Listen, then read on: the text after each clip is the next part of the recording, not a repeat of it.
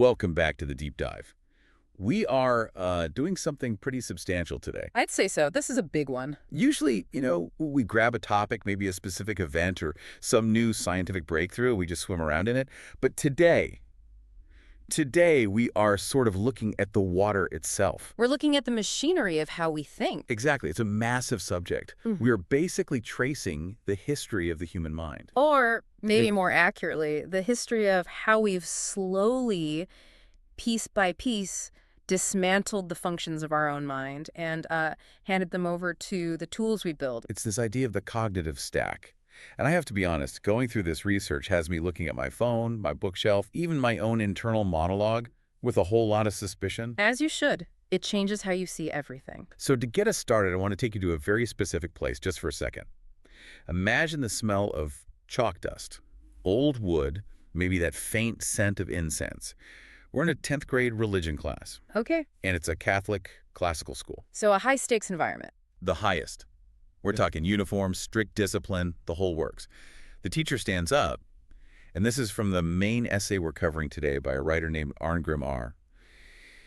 And he asks a question that sounds really simple, but it's actually a trap. Oh, I know these kinds of questions. He asks the class, Yeah. Can you define what love is? Wow. Yeah, that's the question that has launched 1,000 ships and probably 1,000,000 bad pop songs. Right, and remember, these are teenagers. Yeah. So you get all the expected answers, you get the hormonal answers, you get the baby don't hurt me references. Naturally, of course. But then the teacher stops them. He tells a story about a friend of his. And this friend was venting to him, just absolutely furious about the state of modern language. He was lamenting what he called the potato chip dilemma. I love this term, the potato chip dilemma. It's so good. It's fantastic, isn't it? Oh. The friend says, look, I have a wife. I've committed my entire life to her. I would die for her. I feel this profound metaphysical bond with her. And the word I use for that is, I love her. Okay. Makes sense. But then, he says, I go into the kitchen, I open a bag of sea salt and vinegar chips, and they are perfectly crunchy and salty and delicious. And I say, oh man, I love these chips. And therein lies the collapse. That's it, exactly. We use the exact same word for a sacrament as we do for a snack. And the friend's argument, which was the teacher's whole lesson, was that if we can't distinguish between a spouse and a sodium delivery system, That's a great way to put it. if the language we use for both is identical, then our relationships are going to get confused. We might start treating our spouses like snacks, consumable, temporary, and maybe we start treating our snacks with this weird, almost religious reverence. It sounds like a joke, but it points to a very real linguistic entropy. If you don't have the words to differentiate between different levels of reality, you eventually lose the ability to perceive those levels. They just blur together. And that confusion is really the perfect starting point for this whole deep dive. Because if we are confused about a word like love, which is, absolutely fundamental to the human experience, what else are we confused about? Right. What other tools for thinking have gotten dull? And the premise of the material we have today is that this isn't just about definitions, it's about faculties. It is about the mental tools we use to process the world, memory, attention, judgment, and how over the last 2,500 years, technology has slowly, almost silently outsourced them. This is the absolute core thesis of Arngrimr's essay, Tools, Judgment, and the Long Arc from Plato to AI. The argument he makes is that there's a natural decay curve that comes with technology. A natural decay curve. Yeah, we tend to think of technology as being purely additive. It gives us something new, it gives us speed or reach or power, and it does do all that. But the argument here is that every time we invent a tool to help us with a cognitive task, we externalize that task. We take it out of our brains and we put it into the machine. It's the classic use it or lose it principle, but Yeah. applied to what? The soul. Precisely. If you put your memory onto a piece of paper or a hard drive, you no longer have to hold it in your head. The muscle just atrophies. And the author traces this exact arc through 7 specific technologies. It's like a roadmap of human cognition, stripping away one layer at a time. And just so you, the listener, know the roadmap we're following, those faculties are memory, authority, attention, imagination, retrieval, presence, and then the big one, judgment. It sounds like a lot, but it's a chain reaction. You'll see how one domino just perfectly hits the next. It really does. It completely changes how you look at the device in your pocket. It stops being a helper and starts looking more like a prosthesis that replaced a limb you didn't even know you'd lost. That's a powerful way to think about it. So let's go back. way, way back. We were talking 370 BC. We were talking Plato. And I have to say, looking at this research, I always had this picture of Plato as the ultimate academic, the guy who wrote everything down so he'd have it later. But our source points out this massive irony here. Oh, it's the great paradox of Western philosophy, isn't it? Plato, whose works we only know because they were written down, actually wrote a famous dialogue called Phaedrus, where he fiercely criticizes the invention of writing itself. Talk about biting the hand that feeds you history. Right. I mean, it's incredible. But the argument is fascinating. In the dialogue, the character of Socrates tells a myth about the Egyptian god Thoth. Now, Thoth is the inventor of writing, the god of scribes. And he goes to Tammuz, who is the king of the gods in Egypt, to show off his new invention. He's proud. He thinks he's done something amazing. He is very proud. He says, I have found a potion for memory and wisdom.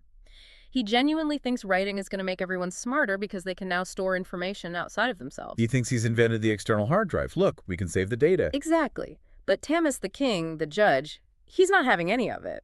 He looks at this new invention and he gives a warning that, I mean, it just rings true thousands of years later. He says, this discovery of yours will create forgetfulness in the learner's souls. Forgetfulness. That's the complete opposite of what Thoth claimed it would do. It's the opposite. Because, Tammuz argues, people will stop using their internal memories. They will come to trust the external characters, the ink on the page, rather than remembering for themselves from within. So the faculty being externalized here is memory. The first one to go. And Tammuz goes on, he says they will become hearers of many things and will have learned nothing. They will appear to be omniscient, they will seem to know everything, but they will, in general, know nothing. They will have the show of wisdom without the reality. Wow. That sounds uncomfortably like how we describe people who just read headlines on social media today, or that person at a dinner party who recites some fun fact they saw on TikTok, but they can't explain any of the context behind it. It's the exact same principle. It's the difference between knowledge and data. But the nuance here is really important. Plato isn't saying writing is evil. I mean, obviously, he wrote. But he's saying that when you externalize memory, you lose something vital about your character. Okay, explain that a bit more. How does remembering something versus just looking it up change my character? Well, Plato's argument is that written text is rigid. He says it's like a painting. It looks alive. But if you ask it a question, it just maintains a majestic silence. It can't defend itself. It can't defend itself. It can't explain itself if you misunderstand it. A book just says the same thing over and over, no matter who's reading it. But true knowledge for Plato must be graven in the soul. It has to be internalized so deeply that it actually becomes part of you. It changes how you see the world. This brings us to that incredible example the author uses from the 1997 miniseries Rough Riders.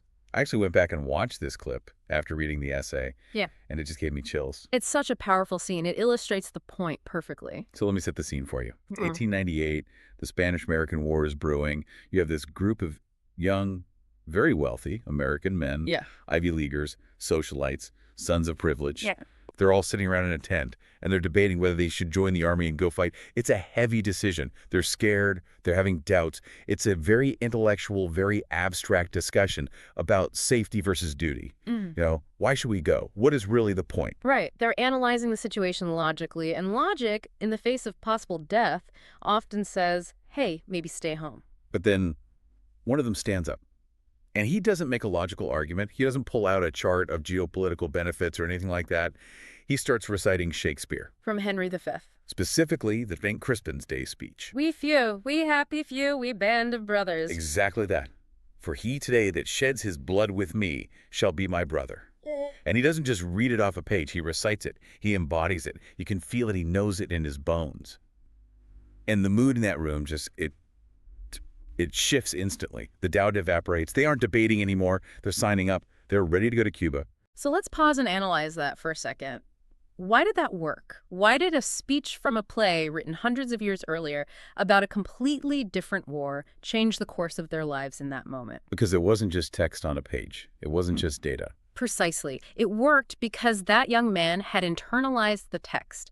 He hadn't just read it once for a class. He had committed it to memory. It was graven in his soul, to use Plato's exact term. And because it was inside him, he could summon these huge concepts of honor and bravery and brotherhood and make them feel real right there in that tent.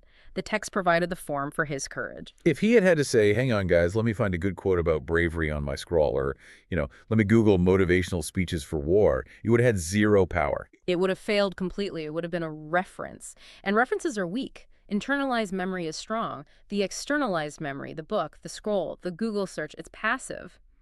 But the internalized memory is active. It literally shapes your character. It's available to you in moments of crisis. So the very first faculty we externalized was memory. And the cost was that we stopped letting great ideas form us from the inside out. We started carrying wisdom in our pockets instead of in our hearts. That's a haunting way to put it. Okay, so memory is the first domino to fall.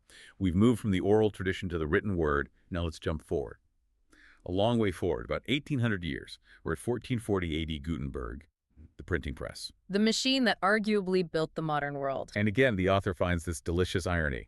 He introduces us to a guy named Johannes Trithemius. A German abbot, a well-respected scholar of his time. And this guy, Trithemius, he writes this book. It's called In Praise of Scribes. And the entire point of the book is that the printing press is a terrible, horrible invention. He hates it. He was a complete purist.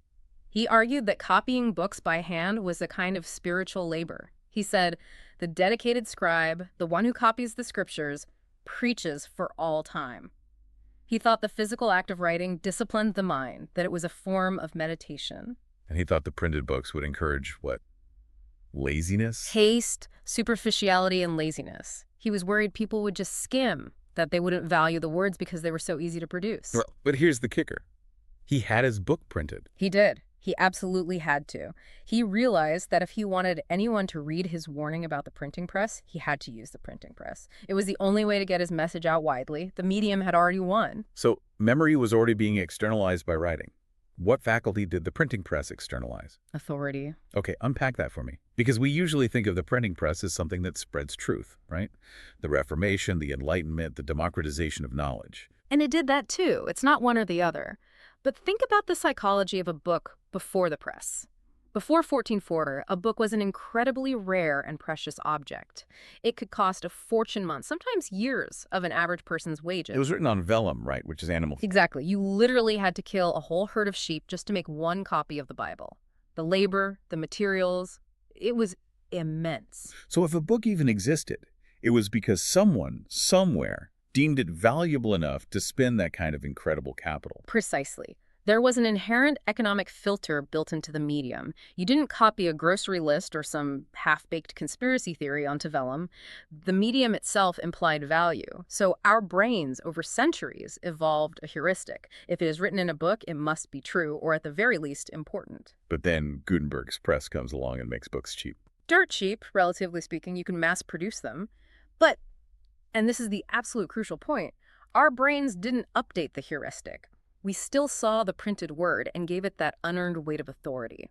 The author calls this counterfeit mastery. And this is where we get the example of the Black Legend, right? Yeah. The Leyenda Negra. Yes. This is a perfect and frankly terrifying example of the press hacking our authority bias. So in the 16th century, Spain was the global superpower. They had the gold from the New World. They were fiercely Catholic. They were the dominant military and political force in Europe. And all their rivals, the English, the Dutch, the Protestant German states, they hated them. They were terrified of them. So these rival nations used the new technology, the printing press, to launch what was essentially a massive propaganda campaign. They just churned out pamphlets and books describing the Spanish as literal monsters. So this wasn't just political disagreement. Oh, no. This was lurid, grotesque stuff. Depictions of unimaginable brutality, torture, sexual violence against indigenous peoples, just the most horrific things you can imagine. The original fake news. The original viral misinformation campaign. But because it was printed, because it had that halo of a book with its typeset fonts and its neat margins and maybe a woodcut illustration, people believed it. They outsourced their critical judgment to the writer and the printer. They thought, well, look at this formatting. Yeah. Look at the effort that went into this. There must be an editor, a typesetter, a printer. Surely a whole team of people wouldn't go to all this trouble if it were a lie. That is the halo of truth. It's a cognitive shortcut. And we still see that today, don't we? I mean, if a website looks slick and professional, if the CSS is clean, if the font is well chosen, we automatically assume the content is more credible than if it's on some messy, old-looking site. Absolutely. The medium is the message. That's the externalization of authority. We stopped judging the content based on its own merit, and we started trusting the format. It is written, therefore it is true. We let the machine, the press, verify the truth for us. So memory is externalized. Authority is externalized. Now we enter the 20th century, the broadcast era, radio and TV. And this feels like a really big shift from objects like books to something more ephemeral, like time. That's a great way to look at it, because now we're dealing with the externalization of attention. This feels like a huge shift in agency. With a book, I have to pick it up. I am the active agent. If I put the book down, it stops speaking to me. Exactly. You control the pace, you control the engagement, you can pause and think. But with broadcast, the whole dynamic flips. We moved from a world of choice to a world of programming. The schedule is decided by someone else in a studio far away. The content grabs your attention. It flows whether you're listening or not. And we all know the most famous story about this, right? The 1938 War of the Worlds broadcast. Orson Welles. It's the classic case study. Wells and his Mercury Theater adapt H.G. Wells's sci-fi novel about a Martian invasion, but they do it in the format of a series of breaking news bulletins. We interrupt this program to bring you a special report. And people absolutely panicked. Real widespread panic. People fleeing their homes, calling the police. There are stories of people wrapping wet towels around their heads to stop the Martian poison gas. So why? Why did they lose their minds so completely? Because of that externalized authority we just talked about, now combined with the irresistible grab of the new medium. The radio had become the authoritative voice of reality. If the radio says, "We interrupt this broadcast," that signal bypasses your critical thinking. The mindset was, it's on the air, it's happening now, so it must be true. They didn't critically assess, they just reacted. But I think the even more critical example here, the one that really shows the split between audio and visual attention, has to be the JFK versus Nixon debate in 1960. Oh, this is the moment that changed politics forever. It was the very first televised presidential debate. You had Nixon, the sitting vice president, an experienced statesman, versus Kennedy, the young, charismatic senator. And it was broadcast simultaneously on radio and television. And the results were completely different depending on how you consumed it. This is the part that always blows my mind. It's staggering, isn't it? The people who listened on the radio overwhelmingly thought that Nixon won. And not by a small margin. Why? What do they hear? They heard content. The audio faculty focuses on logic, on the strength of an argument, on syntax. And Nixon was knowledgeable. His answers were full of policy details. He was substantively stronger. If you just closed your eyes and listened, he sounded like the president. But the TV viewers. The TV viewers thought Kennedy won by a landslide. It wasn't even close. Because Nixon looked terrible. He looked awful. He was recovering from a knee infection, so he was pale and underweight. He had refused to wear stage makeup, so under the hot studio lights, he started sweating profusely. You could see it beading on his upper lip. And he had a 5 o'clock shadow, right? A very prominent one. And to make it worse, he wore a gray suit, which just blended into the gray studio background. He looked shifty, ill, and uncomfortable. In Kennedy. Kennedy had been campaigning in California. He was tanned, he was rested, he looked right into the camera, connecting with the audience. He wore a dark suit that made him pop against the background. He looked like a movie star. So the medium literally dictated the winner. Completely. And it dictated what we pay attention to. Attention shifted from, what is he saying, to how does he look? The visual medium bypassed the logical center of the brain and went straight for the aesthetic, emotional center. Image defeated substance. This is exactly what the author means when he quotes Mary Wynn, who wrote a book called The Plug-in Drug. She said, "One is always watching television when one is watching television." It's such a profound quote. It's a bit of a riddle, but what it means is that the experience of watching TV actually overrides the specific content you're watching. It induces a passive, almost hypnotic mental state. It's soma, as Neil Postman called it, in amusing ourselves to death. Precisely. We aren't actively experiencing the debate. We are passively experiencing the sensation of watching the debate. Our attention is no longer ours to direct. It is captured, held, and manipulated by the screen. And that segues perfectly into the next technology, which is very closely related, but distinct in a crucial way: photography in film. Right. If broadcast externalized attention, then film externalizes imagination. Now, I have to push back just a little here. I love movies. I consider myself a cinephile.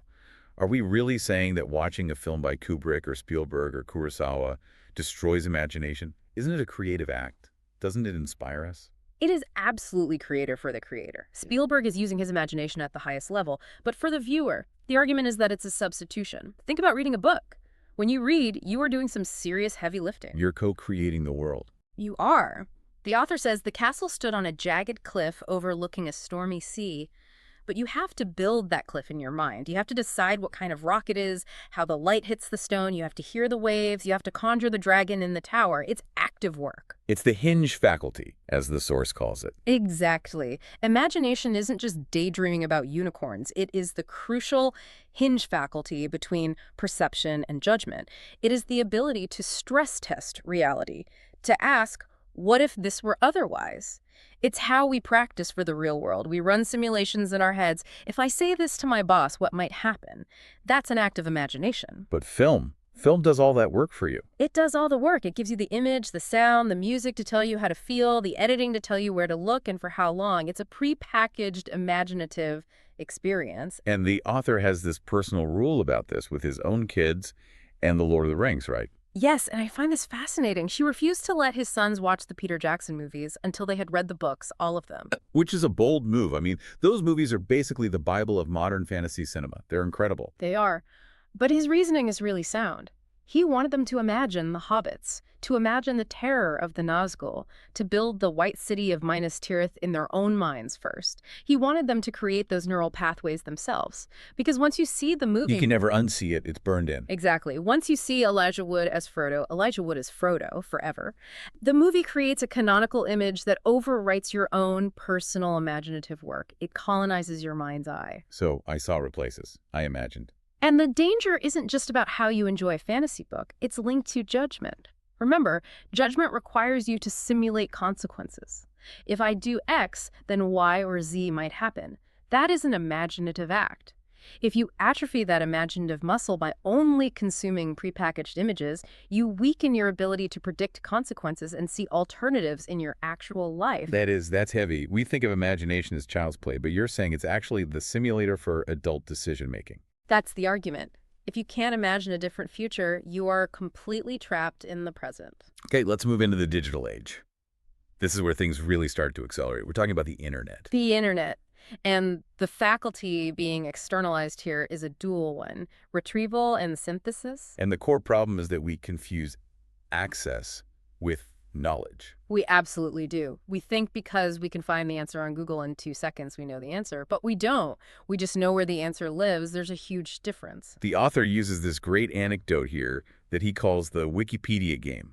Did you ever play this? I love this story. It's so illustrative. So the teacher, the author, finds his students playing this game in the computer lab.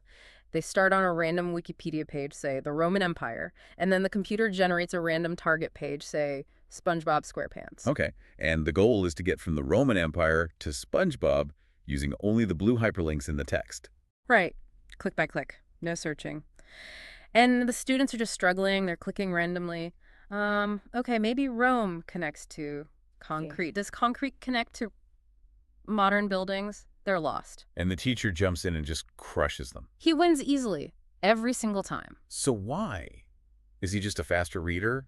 Did he have some trick? No. It's because he has what he calls a mental topology. Explain that term for us, mental topology. Think of all human knowledge as a giant city. The students are dropped onto a random street corner. They are on street view. They can see the storefronts right in front of them. They can read the signs. They see the immediate details, but they have no idea how the street connects to the rest of the city. And the teacher? The teacher is in a helicopter, high above the city. He sees the whole map. He understands the layout, the districts, the major arteries. He knows that the Roman Empire connects to Italy, which connects to the Renaissance, which connects to modern art, which connects to pop culture, which connects to cartoons like SpongeBob. He doesn't need to read the details on the page to know that a link is likely to be there. He knows the structure of knowledge. The students just see the fragments. The teacher sees the system. Exactly. And the internet, especially Google, is designed to give us fragments. It gives us the specific answer to our specific question, completely stripped of its context. It gives us the needle, but it burns the haystack. And we lose the entire ecosystem of information that haystack represented. We do. And worse, we let algorithms do the synthesis for us. This is the TLDR culture. Too long, didn't read. We don't want the article, we want the summary. Just give me the 5 bullet points. Right, and when you only read the summary, you are outsourcing the act of connection making.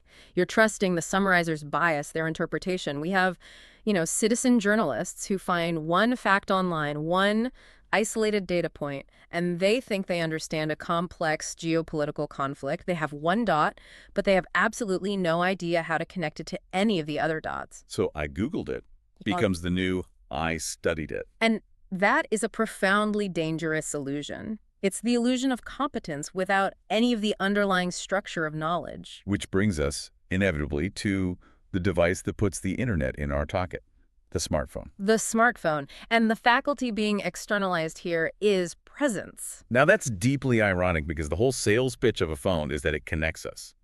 But the argument here is that it actually removes us. It substitutes digital connection for physical presence, and they are not the same thing at all. Let's trace the evolution of the phone first, though, because it didn't start this way. Not at all. In 1984, the first mobile phone, the brick phone, cost about $4,000. It was a massive status symbol. If you had one, it meant you were important. It meant you were a CEO, a major decision maker. It meant you had to be reached at all times. Availability was the mark of power. And now everyone has one, and the status symbol has completely flipped 180 degrees. If you are truly powerful today, you can afford to be unreachable. That's so true. You can afford to turn your phone off for the weekend. You can afford to have an assistant screen all your calls. For the rest of us, absence is no longer a privilege. We are tethered. Our presence has been externalized to the device. You are online and available even when you're supposed to be with your family or even when you're asleep. The author tells a really touching story here about the Wellerman phenomenon during the COVID lockdowns. Do you remember that?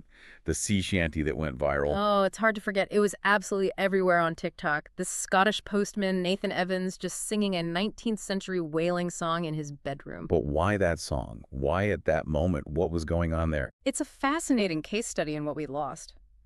For years, technology iPods, then smartphones, had made music an increasingly individual and isolated experience.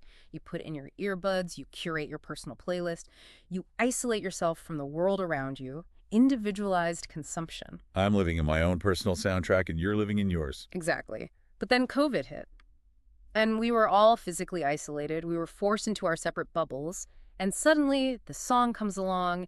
It's simple, it's rhythmic, it's a cappella, it's a work song meant to be sung in a group. And people didn't just listen to it. That's the key. No, they participated. They used the duet feature on TikTok. People started adding harmonies.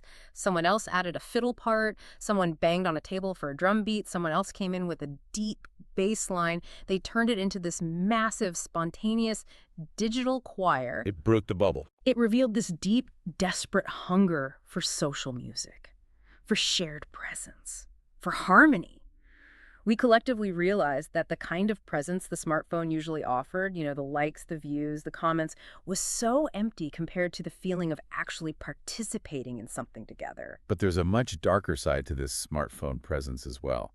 The author calls it the eyewitness effect. And this is maybe one of the most crucial points for our current moment. We all carry high-definition video cameras in our pockets now, and when we see a video of a shocking event, the source uses the footage of George Floyd as the primary example, we feel like we were there. We feel like I saw it with my own eyes. That's the exact feeling. Je vois, donc je juge, I see, therefore I judge. But the author points out a critical and dangerous flaw in that thinking. Seeing a video is not the same as being an eyewitness. And even being an eyewitness is notoriously unreliable. He brings up the Charlie Kirk shooting example to prove this. Yes. In that incident, forensic audio recordings confirmed that there was exactly one shot fired. That is an indisputable scientific fact. But when they interviewed the eyewitnesses on the scene, people who were physically there 10 feet away, many of them swore they heard 2 or even 3 shots. Why the discrepancy? Echoes. The chaos of the moment. Adrenaline. Human perception is incredibly flawed. We fill in the blanks, our brains confabulate, but when we watch a crystal clear video on our smartphone, we feel omniscient. We see the high resolution, the vivid colors, the clear audio, and we think, this is the objective, whole truth. But we don't see what happened 5 minutes before the recording started. We don't see what's happening just outside the camera's frame. We don't have the context of police procedures or the subject's history. Exactly. We see the act, but we miss the context. And because the video is so visceral, so emotional, that emotion completely overrides our rational judgment. We become what the author calls remote eyewitnesses, emotionally invested but factually starved.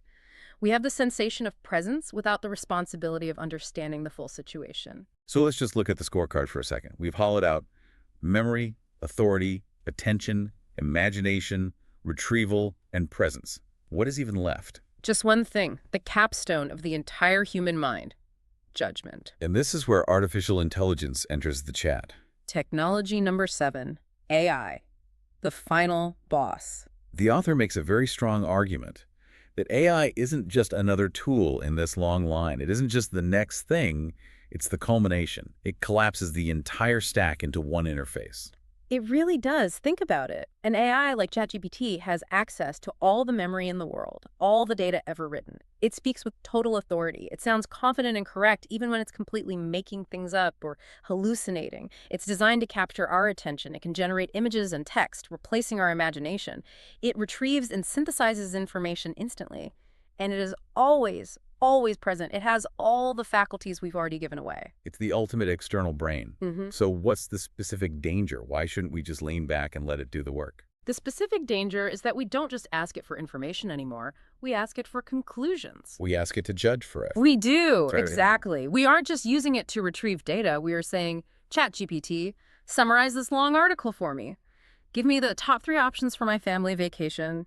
Rewrite this email to sound more professional. Is this piece of code I wrote secure?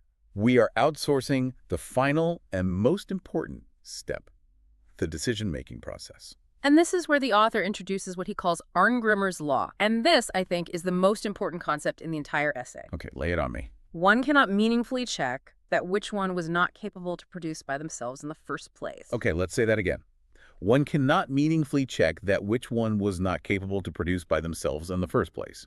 That feels a little bit like a riddle. Let's unpack it with an example. It means if you don't know how to write computer code, if you can't produce it yourself from scratch, you cannot meaningfully verify if the AI's code is good or secure. You can run it, and it might seem to work, but you don't actually know why it works. You don't know if there's a subtle bug or a massive security backdoor hidden inside. So if you don't have a deep understanding of the history of the Roman Empire, you can't verify if the AI's summary is accurate or if it's leaving out crucial context. You just have to trust it. And because of that halo of authority we talked about with the printing press, we will trust it. It looks right. It sounds smart. It's formatted perfectly. This leads directly to what he calls the pipeline problem. The author is a professional translator by trade, right? Yes, for 17 years. He translates English to French. And he describes how he can look at a piece of machine translation and instantly spot the subtle nuance errors. He can tell where the machine missed the cultural context or the intent of the original author. Because he knows how to do it from scratch. Yeah. He's put in the 10,000 hours. He has the scars. Exactly. He has done the grunt work for decades. He has the mental topology of both languages in his head. But the new generation of translators, they're being hired as post-editors. That sounds like a pretty dreary job title. It is. Their job isn't to translate. Their job is to take the AI's instant translation and just clean up the grammar. They are polishing the machine's work. So they never learn the deep skill. They never struggle with a difficult text and find a creative solution. They never build the muscle. And if they never learn the deep skill, they will never develop the expert judgment required to spot the subtle but critical errors that the AI makes. So in 10 or 20 years, when the author's generation of human experts retires, who is left to check the machine? No one. We'll have an entire generation of people who only know how to polish, not how to build from the ground up. This is what he calls the coming crisis of epistemic trust. We will just have to trust the machine because we literally won't know how to do the work ourselves anymore. We will be passengers in a car that nobody left on Earth knows how to drive or repair. That is genuinely terrifying. It's not just about losing jobs to automation. It's about losing our collective ability to understand and verify reality. We are risking the ability to judge truth itself. If we outsource judgment, the final faculty, we aren't just using tools anymore. We are the tools. The machine is in charge. Wow. That is a heavy, heavy place to land. But, and I'm really glad about this, the author doesn't end on a note of total despair. He doesn't say, smash the computers and go live in the woods. No, thankfully. He offers an antidote, a practical way to start fighting back. The GPS anecdote. Yes. The author admits that he's an orienteering expert, former Boy Scout. He loves maps. He claims he can find his way out of a forest in 2 minutes using the sun and some moss on a tree. Real outdoorsman. But even he admits that he gets hopelessly lost when he's just using Google Maps in a city. Right. He tells this very relatable story about just driving somewhere new. He follows the blue dot on the screen, turn left in 500 feet, turn right. He's not paying attention to his surroundings, and then suddenly his phone battery dies, or the signal drops out in a tunnel. And he is completely, utterly lost. He has no idea where he is. None. Because the tool didn't help him learn the route. It replaced the need to learn the route. His natural internal sense of direction atrophied because he wasn't using it. So what's the fix? Is he saying we should all go back to using giant paper maps for everything? No, not at all. The fix is to change the order of operations, he says. Before you even get in the car, check the full map of the area. Build the mental model first. Build the topology. Exactly. Look at the overview. Okay, I'm starting here. I need to go north. I should pass over a river at some point. The destination is near that big green park on the map. Build the basic structure in your head.